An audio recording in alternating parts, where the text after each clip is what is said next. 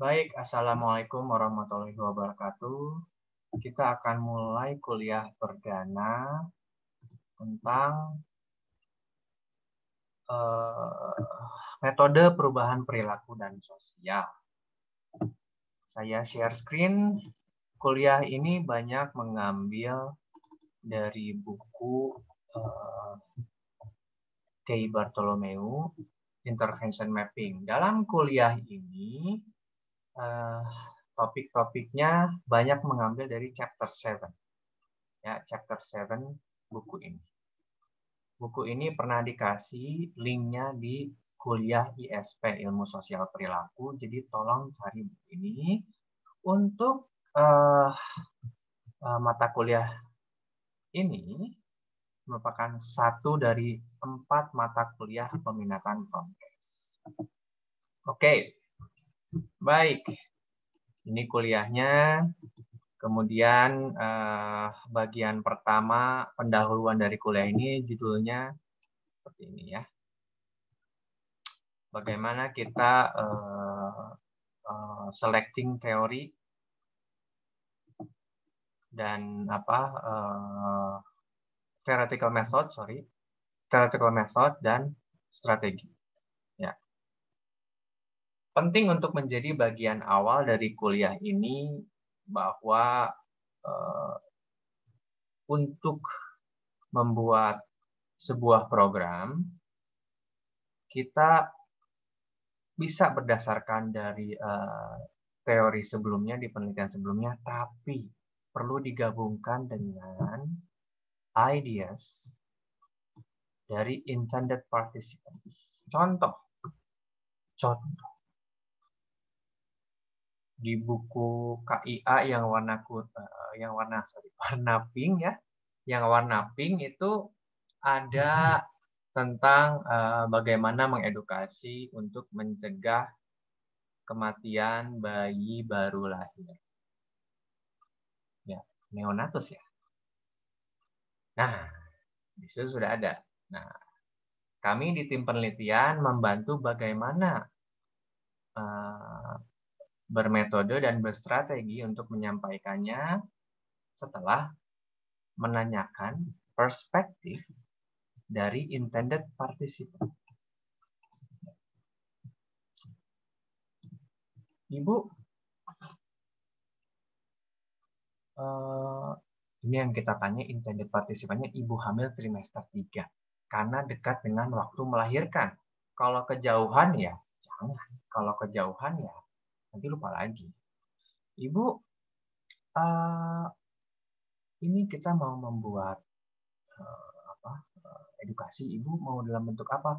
Itu aja video, tapi jangan hanya orang yang berbicara, tapi juga ada animasinya. Oke, jadi kita berpikir ada animasi. Itu implikasinya ke biaya. Karena kalau cuma orang berbicara, sekitar Rp500.000 satu video bisa. Tapi kalau dengan video animasi, satu video mungkin bisa jadi 5-10 kali lipat ya, bisa 5 juta mungkin ya. Kalau video animasinya nggak hanya kartun, diam, enggak. Kalau ada animasinya beda lagi. Ya. Tapi kalau cuma orang ngomong, walaupun videonya diberikan banyak, kalau tidak menjadi efektif, jadinya sulit. Nah, tapi kalau berdasarkan studi ya, ke intended participant tadi, itu bisa menjadi jembatan untuk mencapai efektivitas sebuah program. Oke, kita langsung lihat. Di bagian awal ini kita mengenalkan theoretical method. Ya, kalau tadi kan di judul Theory Informed Intervention Method panjangnya. General technique or process for influencing changes in the determinants of behavioral and environmental. Nah, teknik atau proses ini ya berhubungan dengan bagaimana kita mengubah determinan. Ingat kuliah sebelumnya, determinan apa? Determinannya misal ada faktor internal, pengetahuannya, persepsinya, Kemudian apalagi self efficacy atau kepercayaan diri seseorang, self esteem atau dirinya bagaimana menghargai dirinya sendiri, self esteem dan lain-lain. Ada faktor determinan ya, faktor atau determinan dari eksternal, misal dukungan. Dukungan dari keluarga, dari teman dekat, dari teman, dukungan dari komunitas, dukungan dari guru, siapa lagi? Ayo, siapa lagi? Kita lewat video nggak bisa berkomunikasi, nggak apa-apa ya. Ayo, sebutkan siapa lagi? Dosen, siapa lagi? Dosen. Nah, tokoh masyarakat, tetangga, dan sebagainya. Dukungannya. Lalu, ada lagi eksternal yang lain. Dukungan fasilitas. Disokong oleh fasilitas, didukung fasilitas. Ada fasilitas yang terlihat, misal jalanan, ada bagian pinggir khusus untuk sepeda, dibangun dengan baik. Ya. Ada fasilitas yang program. Programnya ada, edukasi dan sebagainya, nih ada rutin dari pemerintah, dari organisasi gabungan antara pemerintah dan swasta, kolaborasi. Ya, ada fasilitas yang tangible terlihat, intangible tidak terlihat. Edukasi nggak terlihat.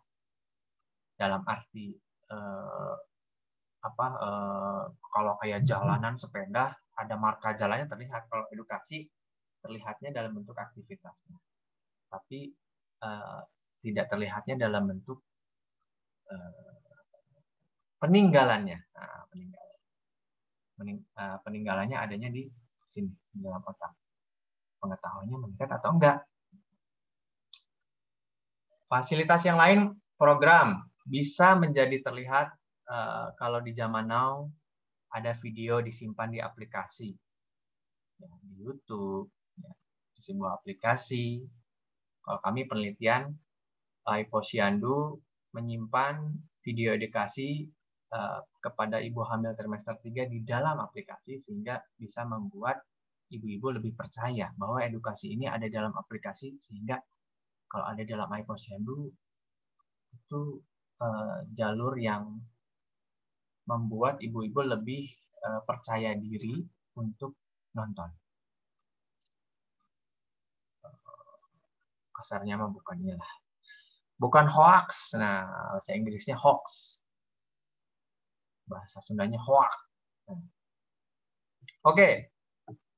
Nah, bagian yang internal dinamakan predisposing factors. Bagian yang eksternal ada yang reinforcing, yang dukungan-dukungan tadi. Ada yang enabling factors, fasilitas tadi, jalanan, fasilitas dalam bentuk aplikasi dan sebagainya. Ya, bisa menjadi bagian dari kebijakan, regulasi, alokasi budget dari pemerintah atau kolaborasi pemerintah swasta dan sebagainya. Environmental di sini yang dimaksud, difokuskan di buku ini environmental, social environment. Misal, orangnya ada, keluarganya ada. Bisa saja keluarganya ada, tapi determinannya tadi, reinforcing factors-nya tidak ada. Environmentalnya ada, keluarganya ada di situ. Tapi pegang-pegang HP aja. Sementara seorang anak mau makan butuh dukungan, butuh reinforcing factor sebagai determinan tadi, supaya anak bisa makan. Mungkin sebelumnya kebiasaan dot, nelannya cairan. Tapi kemudian untuk makan butuh menelan, kepercayaan diri untuk menelan. Di situ perlu pendamping. Keluarganya jangan pegang-pegang HP terus. Di situ simpan HP-nya. Ayo, Dik, kita makan. Pegang nih, caranya gini, megang. Ayo makan, gak mau. Balem aja mau. Balem tuh, balem.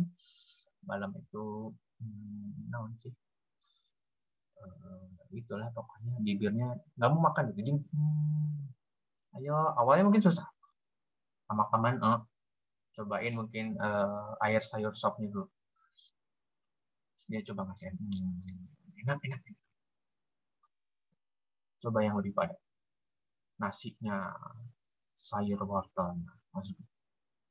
Coba nelan mungkin agak nolak. Tambah dukungan supaya di dalam diri anaknya ada self efficacy atau kepercayaan diri untuk menelan. Nah, itu contoh metode dukungan keluarga. Oke, kita melangkah ke practical strategy. Is a specific technique for the application of theoretical methods in ways that fit the intervention. Yeah. And the context in this intervention will be conducted. Di sini kata kuncinya dari practical strategy adalah konteks. Konteks budaya, misal. Contoh meneruskan memberi makan anak tadi bahwa secara theoretical method ada teori dukungan keluarga. Tapi secara practical strategi konteks mungkin ada konteks saat anak makan di meja untuk membentuk table manner. Ada yang mejanya konteksnya meja tinggi, jadi duduk di meja tinggi. Tapi ada konteks yang mejanya lesehan, jadi duduk di lantai atau kursi kecil atau kursi apa ya, kalau lesehan tuh semacam bantal yang dijadikan kursi ya. Ada konteks kayak gitu budayanya. Atau nggak pakai meja sama sekali, ngariung. Sahur bahasa Sunda namanya. Ngariung teh apa ya? Berkumpul. Makan keluarga. Makan pakai tangan ya, bahasa Sunda nama bancakan. Jadi makan bareng-bareng gitu. Ya, nggak pakai meja malah. Jadi itu strategi sesuai konteks. Ya, teorinya apa? Dukungan keluarga. Strateginya sesuai dengan konteks saja. Di situ dengan meja pendek sambil lesehan, sok taruh nanti anaknya di teori dukungan keluarga plus teori table manner. Karena kalau anak makan sambil nonton TV nggak bagus. Awalnya mungkin bisa sambil nonton TV, tapi apa yang dia makan dia nggak lihat. Lama-kelamaan dia nggak ada chemistry antara dirinya dengan makanan. Butuh kesabaran dari orang tuanya untuk memindahkan ke table manner. Lihat makanannya. Oh, dia suka apel. Ini apel loh. Nanti lama-kelamaan mau apel. Kalau makan sambil nonton TV, ya, itu jadi terdistract perhatian. Peralihan, mungkin ada sebagian yang terbiasa makan sambil nonton TV. Perlu kesabaran untuk beralih ke table manner. Ya. Jadi teori bisa digabungkan, teori dari dukungan keluarga sama teori table manner. Karena kalau sudah di table, dia tahu, dia makan. Bahasa culture-nya dia makan.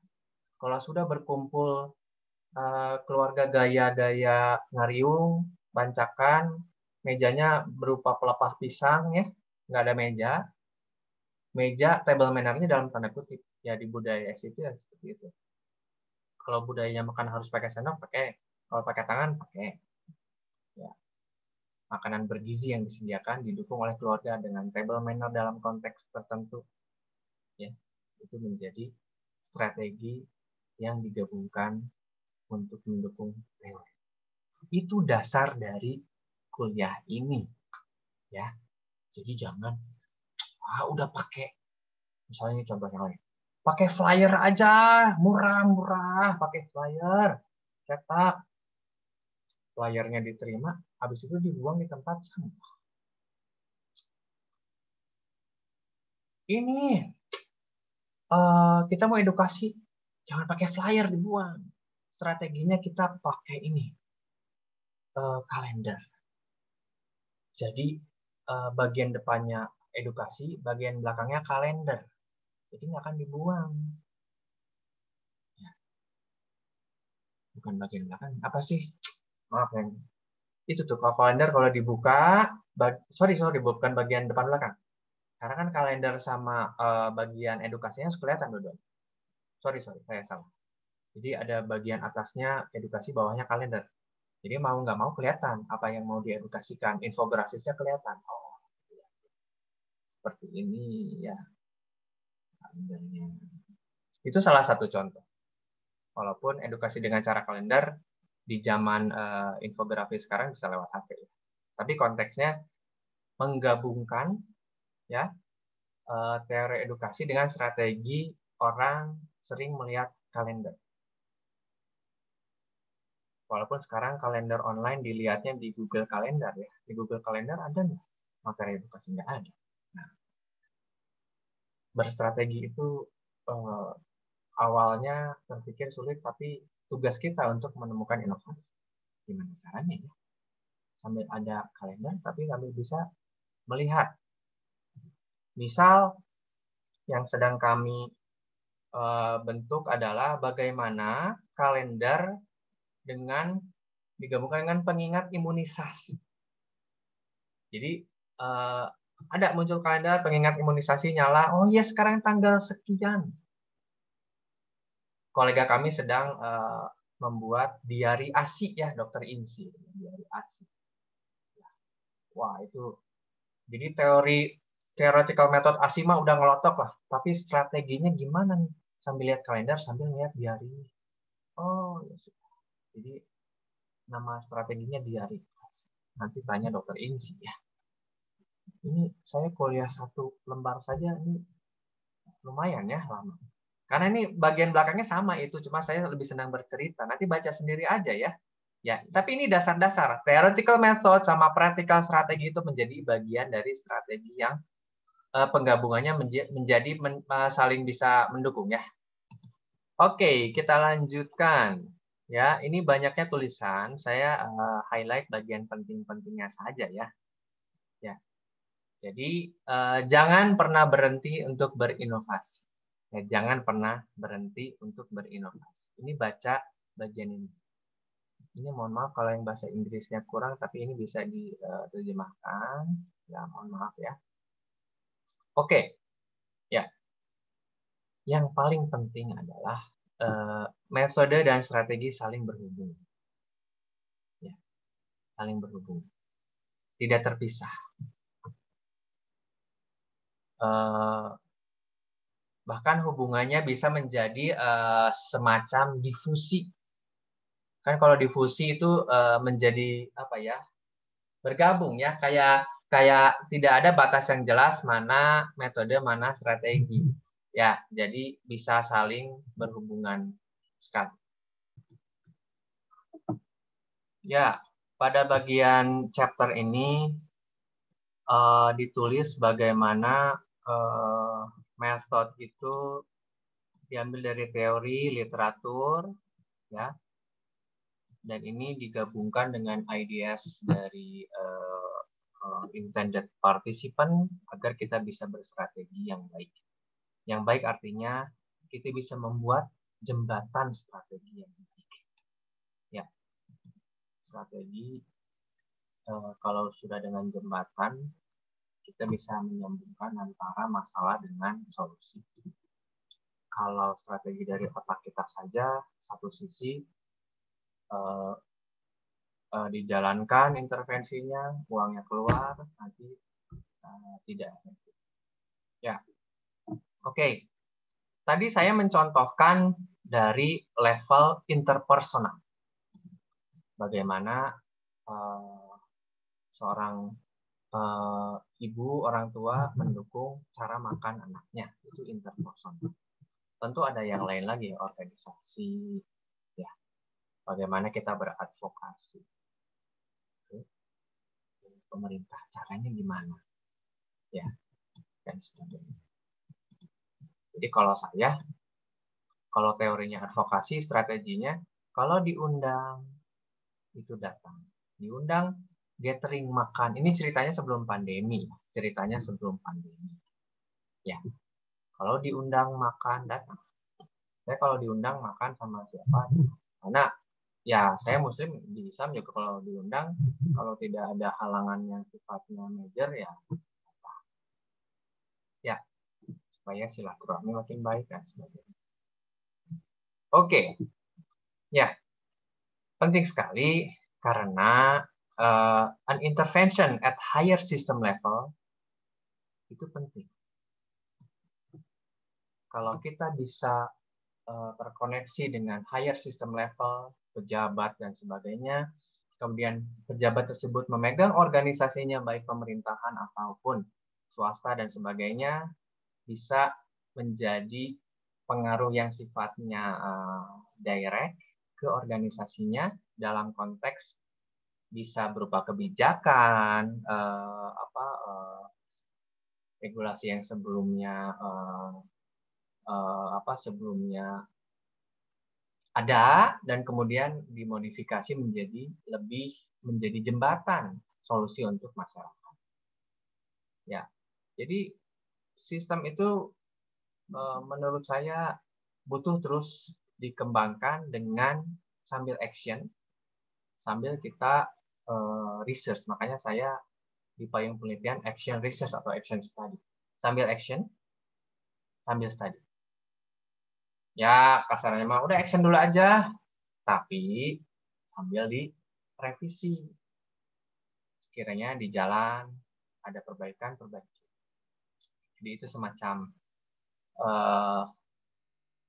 continuous improvement. Istiqomah memperbaiki. Jadi strategi itu untuk istiqomah memperbaiki. Nanti strateginya baik, mengembangkan metode teori tadi. Jadi teorinya makin bagus kalau diperbaiki oleh strategi jembatan. Istiqomah itu kalau bahasa Inggrisnya grit, passion, and perseverance. Bagaimana metode dan strategi terus berusaha untuk diperbaiki. Kalau bisanya higher system level ya bagus. Ya, influence. Oke. Ya, karena itu penting. It may influence a change in public organizational policy. Penting sekali. Jadi jangan hanya penyuluhan di masyarakat, tapi dalam tanda kutip penyuluhan juga atau advokasi juga di higher system level. Di organizational policy. Oke, ya. Ini memang tulisan banyak, tapi saya tidak membentuk PowerPoint-nya, jadi saya lebih senang bedah buku. Jadi ingat buku chapter 7, halaman sekian, nih ada halaman. Jadi teman-teman di sini langsung baca bukunya, Jadi saya berstrateginya saya berstrategi sekarang. Berstrateginya bedah buku. Oke. Kita lihat ke sini. Oke. Ini pernah dibahas saat di kuliah di SP. Ini dibahas kembali lebih dalam bahwa nanti kita akan belajar tentang mulai dari sini. Bagaimana memilih metode. Bisa beberapa loh, makanya ini pakai S. Methods. Bisa pakai teori trans-theoretical model, bisa pakai teori of planned behavior, bisa pakai health belief model, bisa pakai banyak ya. Bisa pakai social cognitive theory. Ya, di situ ada dukungan interpersonal. Ya. Bisa pakai health belief model, di situ ada cues to action. Cues to action-nya adalah eksternal misal dan sebagainya. Trans-theoretical model, aku sekarang masih ini berpikir dulu, masih kontemplasi.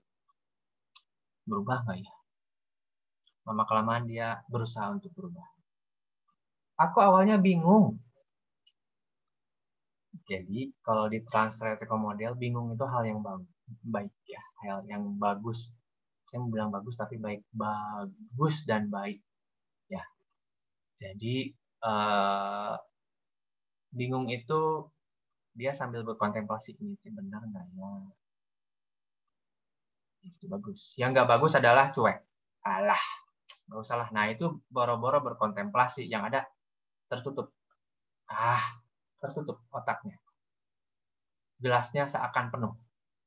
Padahal sebetulnya penuh dengan hal yang belum update. Ya, tapi kalau otak bagaikan gelas yang kosong, update-nya masuk sehingga bisa masuk perubahan. Oke.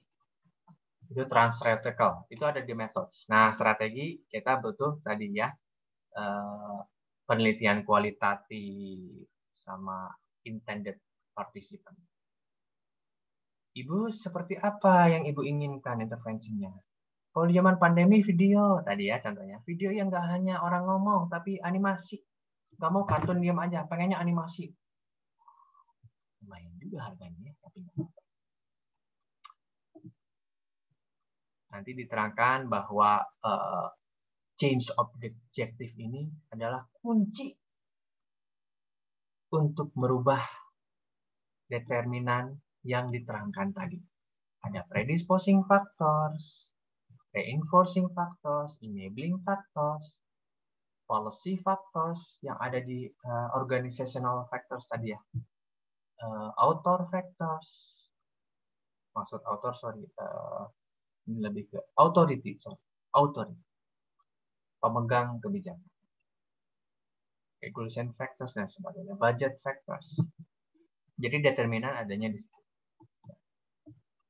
Baik determinan yang berupa yang di atas ini di bagian group, bawahnya environmental.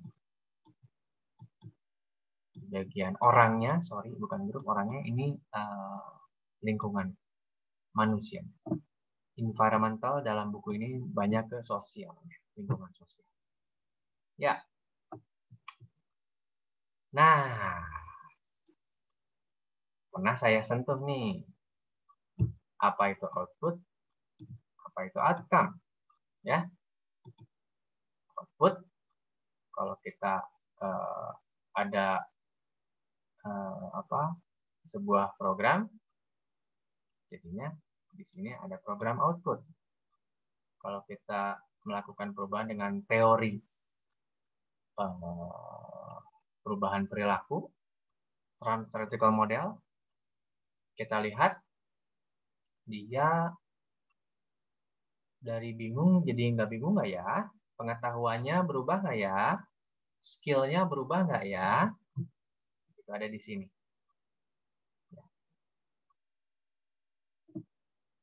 Ya, ini logic of change-nya. Berubah nggak ya? Pengetahuannya berubah nggak ya? Programnya sudah ada. Jadi kalau sudah ada metode dan strategi, aplikasi di HP-nya sudah jadi. Bagus luarannya. Program outputnya iya. Tapi juga perlu disertai dengan logic of change. Dievaluasi nggak pengetahuannya? Kalau aplikasinya jadi tahun 2017, 2018, 2019 diperiksa nggak? Apakah ini sejauh mana bisa mengubah pengetahuan? Sejauh mana bisa mengubah skill?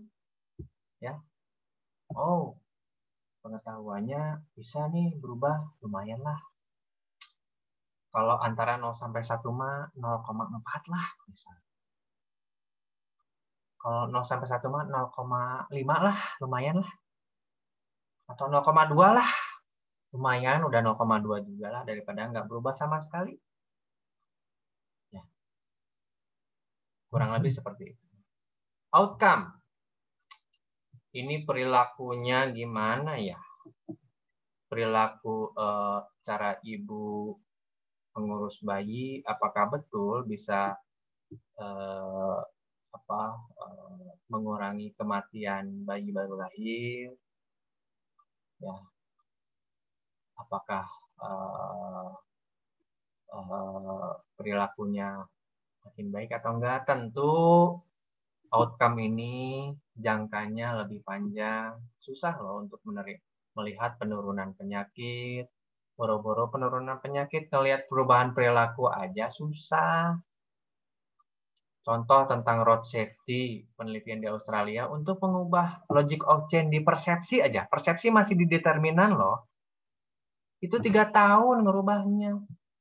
Boro-boro ke perilaku sama penurunan angka kejadian kecelakaan akibat penggunaan jalanan, perilaku berkendara yang tidak baik ya. Itu butuh lama outcome. Jadi outcome jangkanya lebih panjang. Nah, di kuliah ini sebagai pendahuluan kita akan nanti fokus di topik-topik selanjutnya di sini. Method, change objective, determinant, performance, activity, sampai behavior. Health kita nggak terlalu bahas, kita fokusnya di program output sampai logic of change sampai perilaku. Ya, situ. Oke. Ya, di sini bisa dibaca kalau kita tidak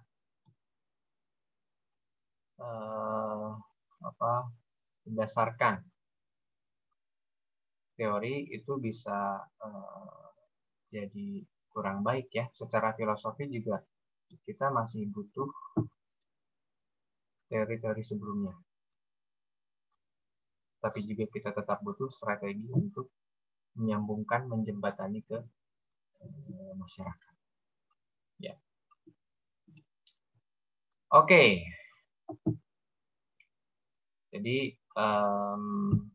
tapi juga jangan hanya program output. Penyuluhan sudah dilaksanakan. Enggak juga sih. Most publication on health education interventions often studies lack of clear information about the author's actually expected cause to change. Ya, jadi jangan hanya penyuluhannya juga sudah dilaksanakan, tapi perlu ada evaluasinya. Jadi jangan hanya memasang video di aplikasi saja, tapi ini efektif nggak? Betul, efisien, tapi efektif nggak? Nah, memang untuk hal tersebut kita perlu terus sebagai health promoter merancang tersebut. Nggak apa-apa, budget. Penyerapan budgetnya makin bagus, ke arah effectiveness yang makin bagus, nggak apa-apa. Kalau bikin video agak mahal, saya bikin video, satu video bisa 5 juta. 3-5 juta. Ya, bisa sampai seperti itu. Tapi, sesuai dengan strategi yang berdasarkan keinginan target. Jadi contoh targetnya, intended audience-nya, intended participants adalah ibu-ibu hamil trimester 3. Ya, oke. Jadi strategi ya, tapi metodenya juga ya. Jadi metode penting. Ya. Kalau metode di penelitian kami, metodenya nggak hanya pictorial pictorial yang bergerak, animasi, bahasa Indonesia animasi lah, sudahlah gitu lah. Itu mendampingi dengan peragaan dari orangnya langsung. Jadi teorinya itu ya. Nah, nanti di bab-bab bawah itu antara teori dengan strategi itu bisa bertukar. Karena yang asalnya strategi, lama-kelamaan ditulis jadi buku, jadi jurnal, lama-lama jadi teori. Jadi jangan heran antara teori dengan strategi kok tukar-tukar sih. Bukan ketukar-tukar. Ya. Awalnya strategi mungkin belum terlalu banyak ditulis di buku atau di penelitian. Kemudian kitalah yang berkewajiban menulis, yang melakukan di lapangan, tulis. Dipublikasi lama-kelamaan jadi teori. Ya, terus ditulis, jadi dibaca, lama-lama disitasi jadi teori. Jadi nanti jangan heran, kok antara teori di metode dengan strategi bisa ini saling interchangeable bahasa Inggrisnya. Apa sih bahasa Indonesianya? Saling bertukar. Oke.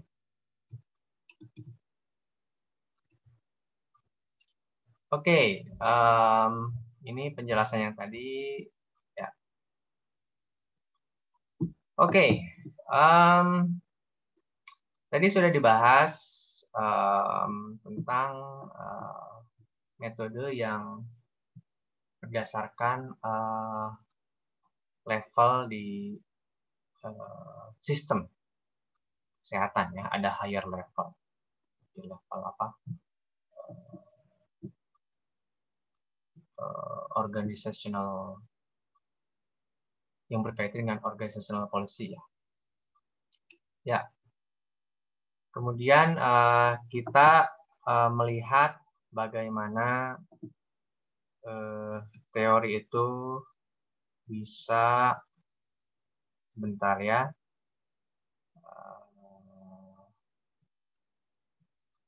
Nah, bukan ini. There are two basic differences between description in the literature of behavior change method and those of method for changing environmental. Ya. Kalau yang behavior ada yang individual, ya. Tapi kalau yang environmental itu di luar individu kan ada interpersonal mulainya ya. Jadi buku ini lebih membahas ke individual dan environmental dalam konteks orangnya. Dan di situ mulainya dari interpersonal. Jadi kalau ngebahas individual, teori dari perubahan perilaku tidak terlepas dari lingkungannya, orang sekitarnya. Ya. Bentar ya, saya baca. Oke.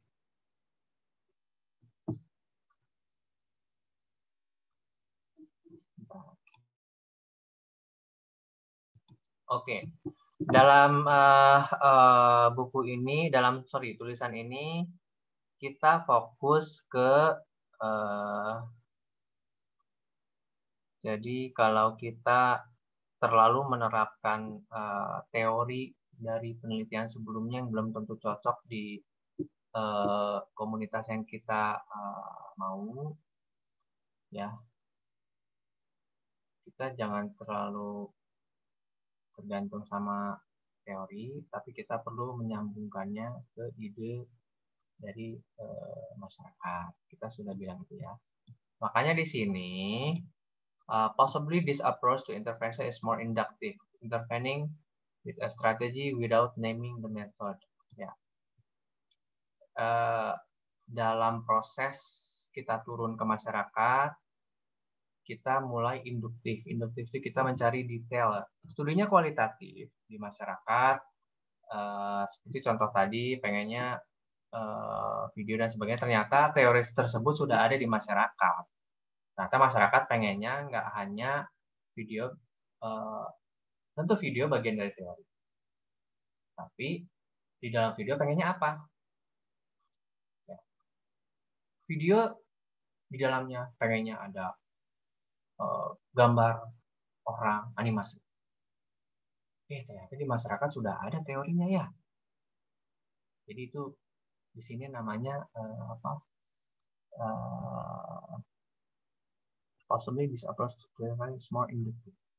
Jadi kita mencari di masyarakat yang kualitatif, prosesnya induktif. Cari dulu, baru kita membuat strateginya. Intervening with a strategy without naming the method. Tapi kalau saya bisa naming the method, nanti lama-kelamaan saya tulis jadi saya dan tim, jangan saya ya. Saya dan tim menulis menjadi metode dan strategi gabungan dan lama-kelamaan jadi teori dan akan menaming. Walaupun namingnya sesuai dengan penelitian sebelumnya ya. Bisa saja di dalam culture lain namingnya jadi beda ya, penamainya jadi beda. Ya. Nah, ini yang penting di buku ini yang saya pelajari. We label the method inherent in community-oriented strategies. Teman-teman belajar filosofi, ada paradigma konstruktivisme. Ya, ini salah satu bagiannya. Kita mencari di masyarakat, kita mengkonstruksi di masyarakat, di sosialnya ada apa? Oh, ternyata ada sebagian sesuai dengan teori sebelumnya, ada yang balik. Ya, itu methods inherent in community-oriented strategies. Ya, ini yang membuat tadi saya berbicara, kadang metode sama strategi interchangeable. Jadi jangan heran, awalnya metode jadi strategi, strategi jadi metode. Tapi ide dari chapter ini adalah jangan terlalu teori driven. Kalau di paradigma di pelajaran filsafat ilmu, jangan terlalu positifis. Sesuai dengan teori sebelumnya saja, sudah langsung dites di sini. Boleh. Saya bagaimana ya? Setiap orang itu punya cara berpikirnya masing-masing sesuai dengan pengalaman hidupnya masing-masing. Itu pelajaran filsafat ilmu ya. Jadi kalau ada perbedaan antara orang nggak apa-apa. Tapi begitu nyemplung ke masyarakat, kita ada loh yang kita hadapi. Kita bukan menghadapi otak kita sendiri, kita berhadapan dengan orang yang banyak. Kita tanya ke orang yang kita hadapi, audiensnya. Ibu, bapak maunya seperti apa desainnya? Seperti ini strateginya pengennya gini. Oke. Ternyata yang bapak ibu katakan di studi kualitatif ada yang sesuai dengan teori, ada yang baru. Nah, itu yang kita tulis. Saya sengaja mengulang-ulang ini supaya kita jangan menganggap inovasi itu adalah berdasarkan dari otak kita saja. Tidak. Inovasi itu pada hakikatnya jembatan. Ya, jembatan. Bukan hal baru. Bukan hal baru. Jembatan yang dibuat dari ideas di masyarakat, problem di masyarakat ke ke inti dari solusi yang kita rancang. Kita mau merancang edukasi untuk menyelesaikan permasalahan yang lebih jauh, ya. Ya, baik. Jadi itulah penjelasannya.